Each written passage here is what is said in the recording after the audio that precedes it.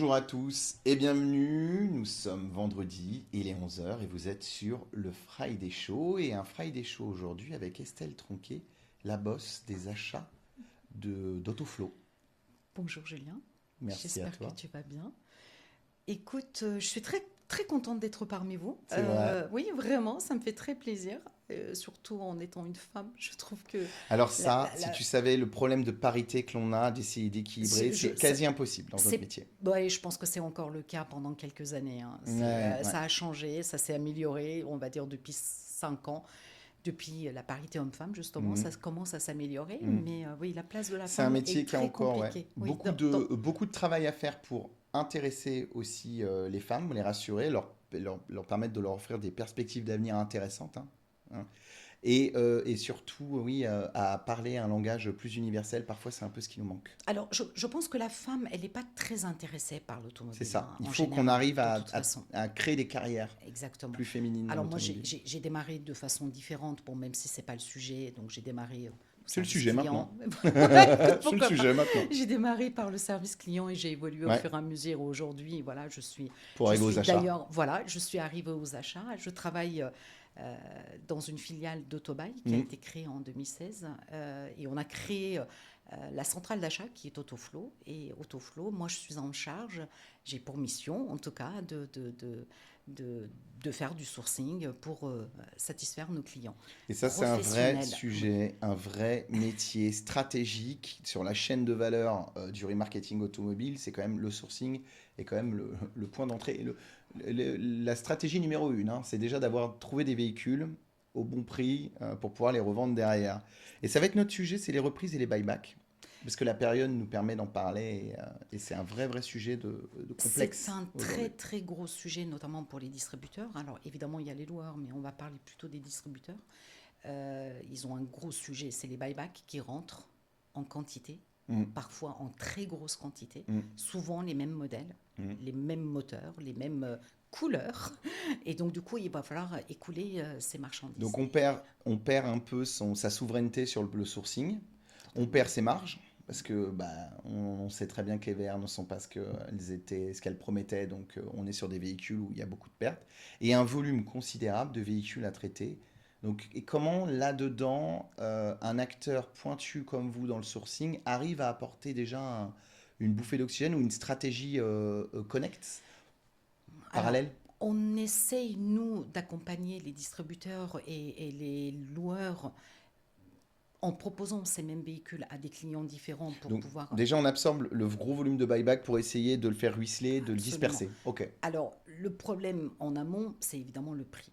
Et Ouais. on sait très bien que comme les prix des véhicules neufs ont Ouais. augmenté Mm. et de façon considérable, et évidemment, le pouvoir d'achat n'a pas augmenté, Ouais. voire baissé. Voire baisser. Exactement. Et ce qui a impacté, évidemment, le seul levier dont disposaient les distributeurs et les loueurs, c'était bien entendu la valeur résiduelle. La valeur résiduelle quand un véhicule doit rentrer à 10 000 euros, mais qui rentre à 13 000 euros, il y a quand même une perte. Et Et une cette grosse perte, perte. il faut la répercuter quelque Et tu as part. encore aujourd'hui des clients, des partenaires qui ont énormément de mal à libérer, refaire du cash, gérer leur cash ou leur Je, trésorerie je, plutôt que de... je pense que ce problème va être, on est dedans en Ouais. 2026, et je pense que ça va continuer sur 2027-2028, Ouais, ça va être le gros malheureusement. sujet.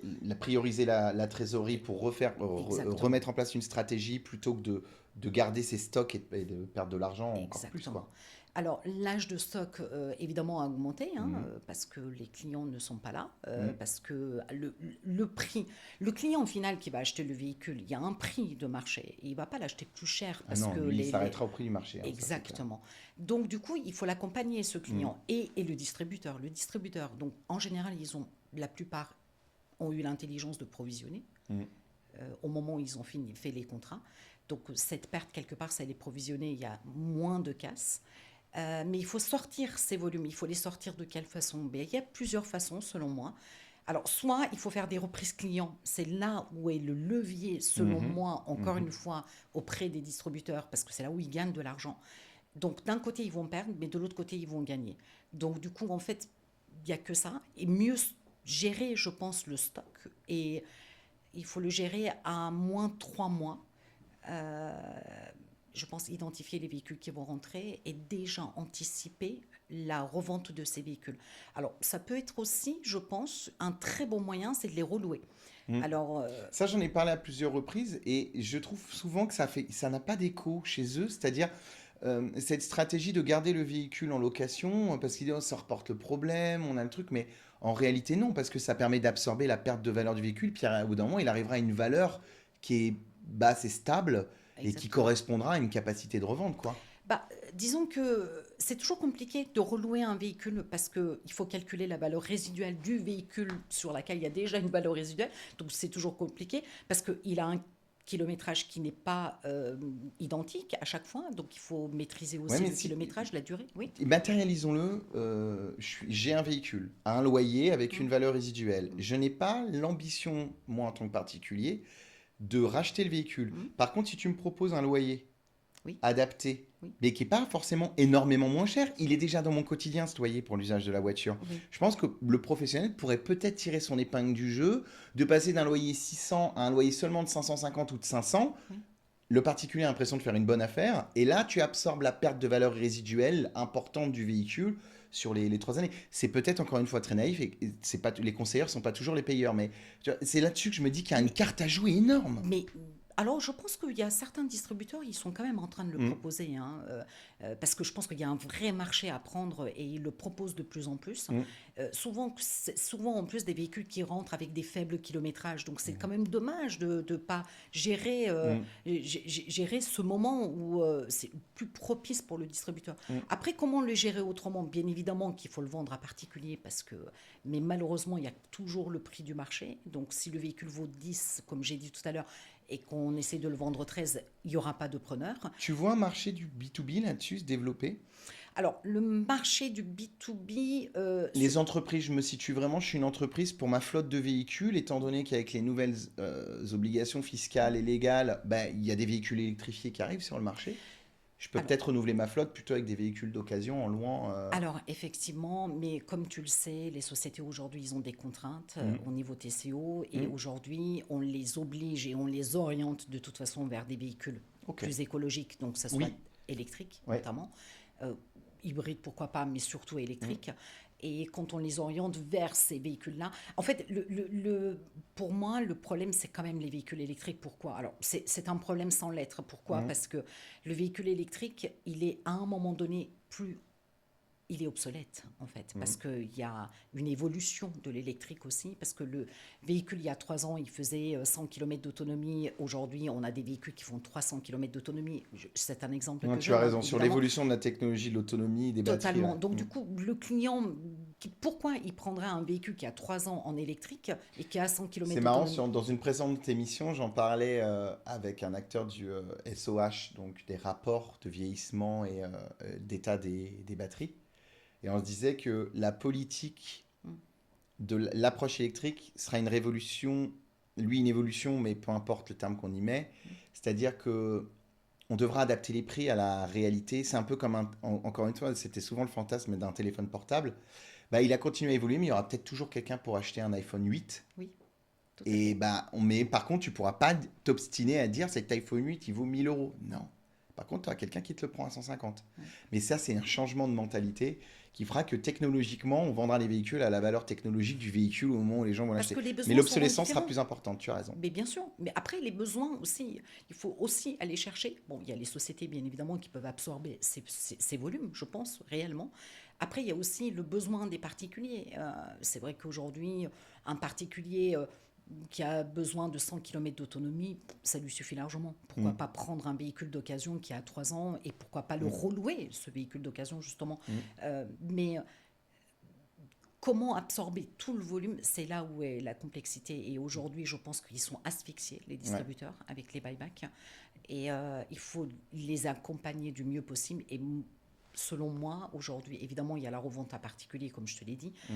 Il y a les reloués. Et après, Quelle stratégie tu mets en place et quelle stratégie tu vois pour les aider déjà Alors, dans l'immédiat? Si aujourd'hui on fait appel à toi, c'est alors quelle solution j'ai? moi, je pense que il faut savoir perdre de l'argent. et pour mieux gagner après. Évidemment. C'est toujours le cœur du problème. Alors, Mm. il y a énormément de sociétés qui refusent de perdre de l'argent parce que c'est vrai que perdre de l'argent, ce n'est pas en gagner dans leur tête. Mais tu l'as Mais bien dit, le terme est exact. Et à chaque fois, je suis taquin sur le pas vendu, pas perdu, mais ton terme est plus juste. C'est il faut savoir perdre pour gagner plus tard, là. Mais il mais faut savoir perdre aujourd'hui. complètement, il faut générer du cash, il faut se débarrasser du véhicule. Tu perds, certes, mais tu peux gagner sur d'autres. Et ça, malheureusement, tant que les gens ne l'ont pas compris, je pense que ça va être compliqué. Donc, du coup, je pense qu'il faut identifier les véhicules qui vont rentrer. Ça, c'est primordial. Il faut limite quotidiennement pister les véhicules, regarder le marché, comment évolue le marché. Mm. Quand je te dis quotidiennement, bon, c'est peut-être exagéré, mais ça peut être... il faut surveiller le marché, Mm. vraiment. Aussi bien sur les véhicules thermiques, électriques, Bien peu sûr, bien importe, sûr, bien peu sûr. importe le L'ensemble modèle. du marché. Exactement. Et essayer de trouver des sorties de ces véhicules, les recommercialisations, pourquoi pas les remettre en état, les Mm. recommercialiser, communiquer sur ces véhicules, mais anticiper. Je pense qu'il faut anticiper les rentrées des buybacks. Ça, c'est vraiment le cœur du sujet. Et une fois que les véhicules rentrent, si vraiment il y a une réelle perte, il faut accepter la perte. Parce Donc, qu'un en véhicule acceptant qui la dort, c'est perte, pas un véhicule qui gagne, hein. en anticipant les buybacks, tu dis déjà en clair, accepter l'état réel du marché aussi. Donc, en anticipant, préparez-vous structurellement et économiquement Oui. sur les prix que vous allez devoir mettre en place pour que ça parte vite, pour refaire du cash flow. On est là-dessus? Totalement, Mm. totalement. Mais je le Ouais, dis je partage. non-stop. Mais je Mm. pense que c'est le cœur de notre métier, en fait, hein. Mais Il faut savoir perdre pour gagner, tu hein. l'as aussi Donc, très bien dit, il y a un temps. Il faut un temps. mm, Le temps, il sera sur 26. On consomme l'information. C'est le coup de bambou. C'est l'insupportable quotidien. Puis après, la stratégie se met en place. 27, 28. Et c'est là que les opportunités vont renaître. C'est là qu'il y aura une maturité sur le sujet mm, du buyback, de la gestion aussi du véhicule électrique. Parce que c'est lui aussi qui est un véritable sujet derrière tout ça. On a parlé en off des VR, mais c'est exactement ça. C'est un sujet qui revient tout le temps. Il est corrélé au buyback, mais il est corrélé aussi à tout ce marché en pleine évolution. Autant c'était un sujet avant, autant aujourd'hui c'est un nœud au cerveau, quoi. Alors, les véhicules électriques, aujourd'hui, il y a un engouement, hein, Ouais, on en a parlé aussi ouais. tout à l'heure, c'est qu'il y a un engouement pour les véhicules électriques. La Évidemment, avec période ce fait qui se que, hein. passe voilà, dans le Mm, détroit d'Ormuz, mm, les sociétés ont tendance à vouloir investir dans des véhicules électriques. Euh, alors, c'est une bonne chose, selon moi. De toute façon, on va y arriver. On oui. est en train d'y Puis aller l'offre est et ce il qu'elle faut est. y L'offre est là arriver maintenant. Donc le dogmatisme a totalement. amené à cette Exactement. offre qui est le quotidien. On fait avec Exactement. l'offre qu'il y a au Et quotidien. j'ai constaté qu'on vendait plus de véhicules aujourd'hui, électriques Mm, aujourd'hui, qu'il y a 1 ou 2 mois avant. mm. Le volume augmente. Et tant mieux. Donc du coup, il y a moins de pertes, je pense, au niveau des loueurs ou même peut-être des distributeurs. Mais il faut, je pense, quoi qu'il arrive, sur le buyback, accepter une perte. Et un véhicule qui dort pendant 90 jours, 120 jours, quand on le C'est met une en annonce, perte il faut le surveiller, il énorme. faut regarder. Voilà, quand il reste en annonce et qu'il n'est pas cliqué, c'est qu'il y a une raison, c'est qu'il n'est pas au prix. Et donc, il faut baisser jusqu'à ce qu'il soit Je suis vendu. d'accord avec Un toi. véhicule vendu rapidement, c'est un véhicule qui gagne. J'avais parlé il y a Mm. plusieurs mois d'un fantasme que j'avais sur les dépôts d'annonces. Je crois que c'était avec Guillaume Henry de la Centrale. Il faudra regarder pour tous les passionnés en archive. Mais c'était ces espèces d'enchères inversées. Tu sais, au bout d'un moment où tu as un véhicule qui colle, allez, vas-y, enchère inversée. Il y aura un prix seuil, mais l'affaire est à celui qui réagit le plus vite et dont le prix a été atteint en disant si j'attends, quelqu'un d'autre va l'acheter peut-être moins cher, mais il ne sera pas à moi, alors que là, c'est une super affaire déjà. Oui, Tu vois, j'étais prêt à mettre les 22 000 euros et là, il est à 21 500. oui. Ah ben, j'y vais. Je ne peux pas le perdre cette occasion parce que même si quelqu'un peut peut-être l'avoir, le prix seuil c'est 21 000, mais je ne vais pas prendre le risque d'attendre les 21 000 parce que quelqu'un l'aura à 21 Oui, 100. oui. Et c'est encore une fois, c'est peut-être de l'ordre du fantasme, mais ça appartient un peu à ça, au-delà même de l'outil en lui-même qui est fantasmé, c'est quand même malgré tout cette idée de, au bout d'un moment, positionnez-vous, vendez vite, vendez vite, vendez vite, et on en vient pourquoi? Parce que les affaires, elles sont aussi, un sujet que tu portes bien, c'est la reprise.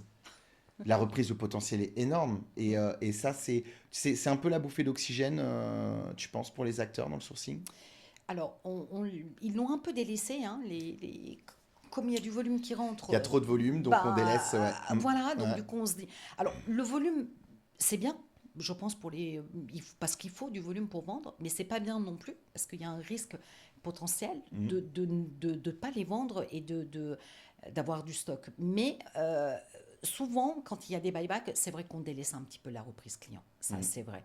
Et la reprise client, avant, on le faisait un petit peu au feeling. Ah, la voiture, celle-ci, elle est de bonne couleur, elle a l'intérieur Je cuir, il connais faut ça, ça se vend ouvrir. vite, ça. Ah, ça va partir vite. Non, ça, faut arrêter, je pense, Ouais, sincèrement. c'est très structuré C'est aujourd'hui. alors D'ailleurs, ce que toi tu portes, c'est tes trucs très structurés, c'est un alors, vrai process. totalement. Mm. Je pense qu'aujourd'hui, on est amené petit à petit, si ce n'est pas déjà le cas, je pense, l'IA peut accompagner, Bien je sûr. pense, les distributeurs dans la reprise des Mm. véhicules.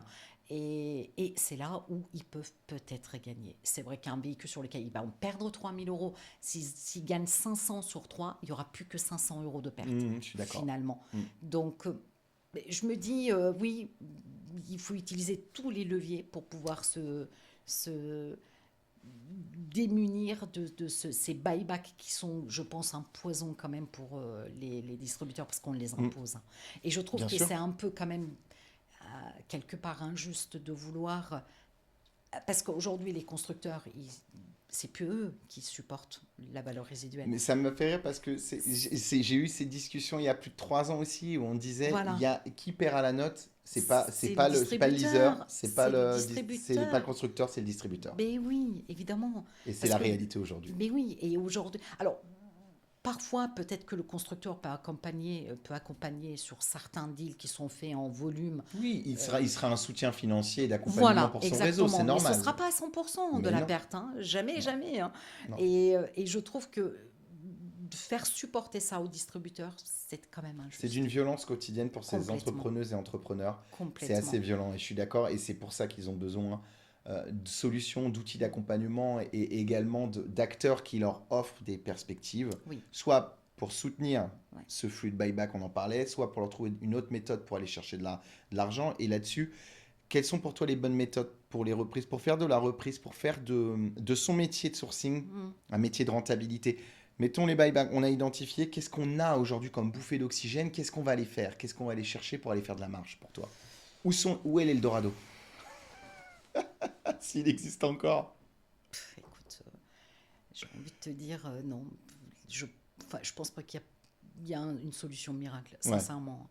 Encore une fois, je pense que c'est juste savoir perdre pour mieux gagner. Ça, ouais. c'est vraiment mon mot d'ordre.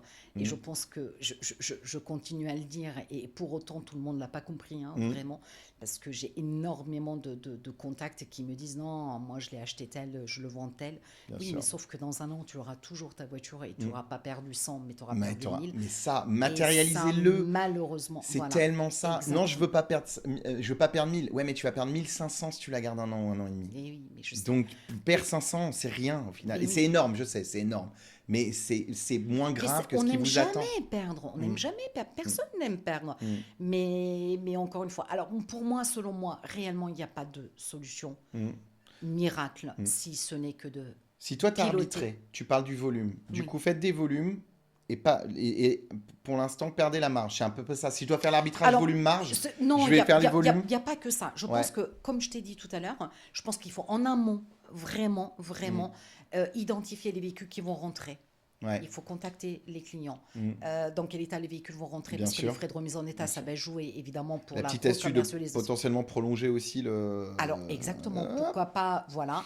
Et les frais de remise en état, bah, évidemment, si le véhicule arrive très, très abîmé, il va y avoir le conditionnement qui peut prendre du temps, parce qu'aujourd'hui, malheureusement, on est à une époque où les véhicules où il y a des frais, sur les véhicules où il y a des frais, sincèrement, c'est un peu compliqué, Ouais. hein, parce que voilà, on aime bien acheter les véhicules à peu près propres. Bah oui, oui, On ne les bien sûr. remet pas non plus tout neufs, hein. Mm, Voilà, on parle mm. de VBO, hein, mais Mais la euh, gestion des frévots, c'est fondamental, c'est un hein. très très gros sujet Ouais. chez tout le Mm, monde. mm, Et ensuite, eh ben, écoute, comme je t'ai dit, ça peut être relouer ces mêmes véhicules, mm, identifier donc les sociétés mm.